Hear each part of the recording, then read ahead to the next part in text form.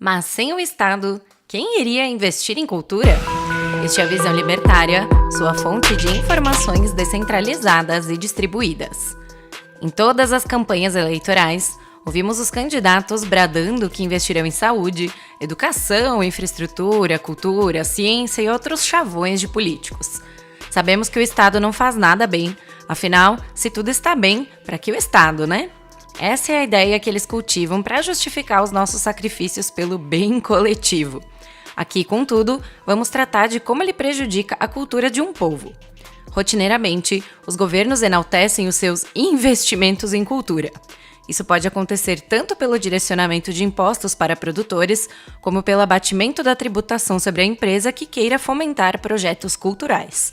No fim das contas, pela legislação, não interessa como acontece. O Estado é quem diz quais serão os projetos privilegiados. Mas então, sem o Estado, quem vai incentivar as produções culturais? A cultura de um povo não pode ser medida, calculada ou planejada. É algo que está em constante movimento e evolução. Ela não pode ser moldada por uma instituição central sem enorme violência e tirania. Ela é carregada e reproduzida por cada um dos indivíduos. Ela é descentralizada e distribuída. A cultura de um povo não precisa ser estimulada. Ela simplesmente acontece. Está nas ruas, nos bares, restaurantes, cinemas, boates, parques, campos de futebol e em todo lugar onde as pessoas interagem. Quando um político fala que precisa estimular a cultura, entenda que ele quer controlá-la. Esse controle ou estímulo será, é claro, executado por meio de dinheiro público, isto é, dinheiro roubado das pessoas. E mesmo que a motivação não seja controlar, deixar as produções culturais a cargo do Estado é, no melhor dos casos, ineficaz. O Estado é incompetente em qualquer coisa que faça. Ele só é eficiente em tirar o dinheiro das pessoas. Outros vídeos do Visão Libertária já explicaram porque é absolutamente improvável que os serviços estatais sejam eficientes para as pessoas. As instituições que falham se justificam pela falta de recursos e, com isso, pedem mais dinheiro do governo. Quando um serviço público é eficiente, significa que já tem o que precisa e não precisa receber mais. Assim, para conseguir mais dinheiro, uma organização estatal deve ser ineficiente. No pior dos casos, e o que geralmente acontece, os políticos usam os editais para controlar e censurar o que será ou não produzido. Se um projeto não agrada ao governo e seus amigos, ele não será aprovado e os recursos serão destinados a algum projeto que agrade os políticos no poder. Não vou nem entrar na questão de sempre as mesmas pessoas serem escolhidas por terem acordos escusos com um político ou outro. A questão é que o Estado usa esses estímulos para tentar direcionar quais produtos culturais as pessoas podem ou não consumir. Ah, mas os produtores ainda podem buscar financiamento privado, isso não é proibido. Tudo bem, mas vamos analisar um pouco melhor. Imagine que você queira produzir um filme ou um show qualquer. O que parece mais atraente? Opção 1. Arrecadar recursos de forma privada. Para isso, vai precisar de um projeto detalhado, cujo conteúdo esteja alinhado à demanda atual para obter retorno financeiro suficiente para remunerar a equipe, o financiador e você mesmo. Mesmo que o evento não retorne bastante, o compromisso de devolver o capital aos financiadores continua. Contrato é contrato. Sem isso, o investimento se torna prejuízo, e nesse caso, é o produtor que assume o risco. Para gerar lucro, é preciso gastar menos do que foi arrecadado, ou arrecadar mais do que a atividade custe. Não tem mágica. Para um produtor se manter, deve conseguir que as pessoas queiram pagar pelo evento. Assim, o público tende a voltar, porque foi algo que o agradou, o financiador recebe o retorno do investimento e então fica propenso a financiar novos projetos. Se não for para todos ganharem, tem algo errado. E tem a opção 2. O Estado direciona dinheiro tirado de impostos para projetos culturais. E como ao gastar dinheiro dos outros, ninguém olha para o custo, qualidade e eficiência, tanto faz se o show, o filme e o circo forem ruins. Mas agora vamos dar ao Estado o poder de estimular a cultura.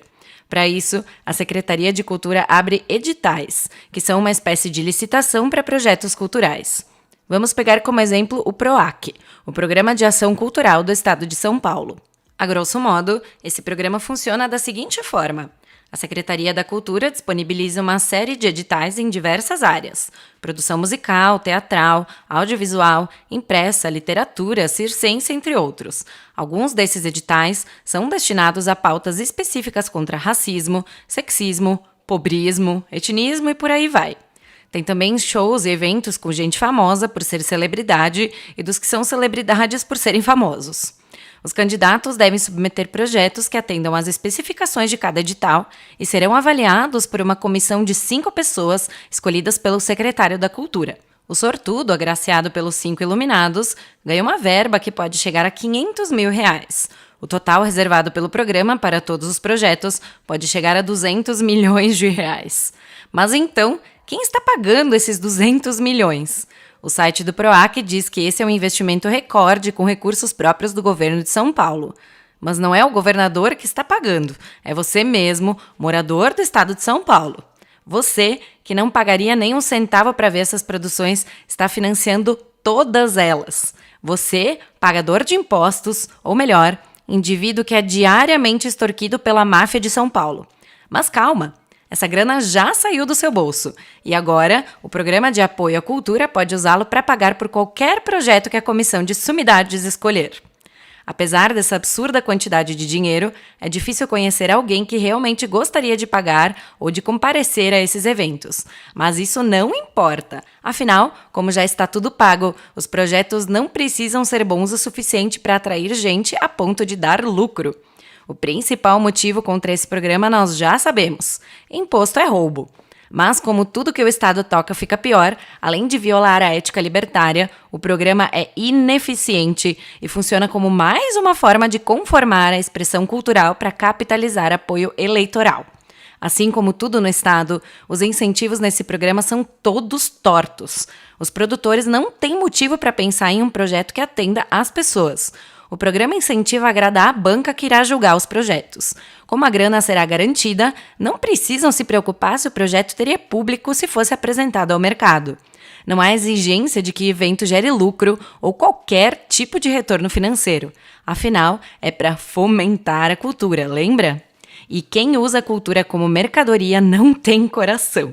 Não há necessidade de se pensar no que as pessoas estão querendo consumir. Pode-se escrever uma história em quadrinhos que ninguém quer ler, simplesmente para mofarem em bibliotecas públicas.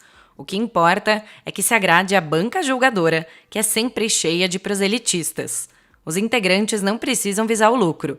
O discurso é o de que a banca representa a vontade da sociedade. Não existe vontade social.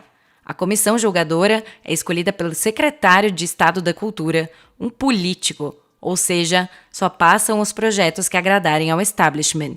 Esse esquema vicia a produção cultural.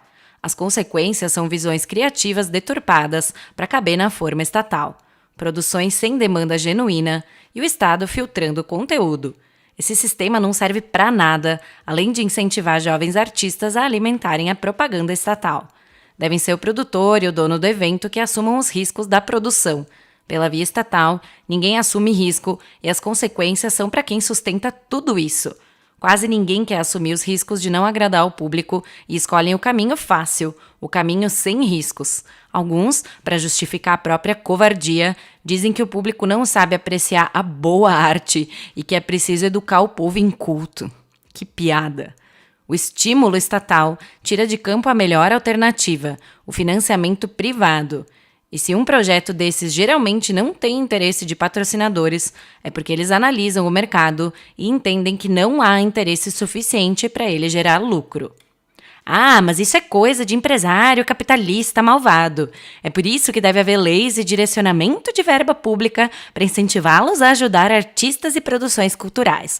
Tudo bem, a realidade é essa, mas isso não muda o fato de que quem investe o dinheiro quer ter um benefício.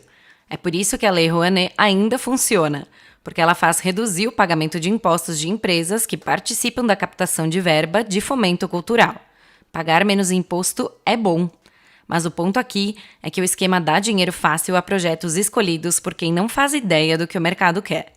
Isso leva ao comodismo contra as produções boas e realmente demandadas.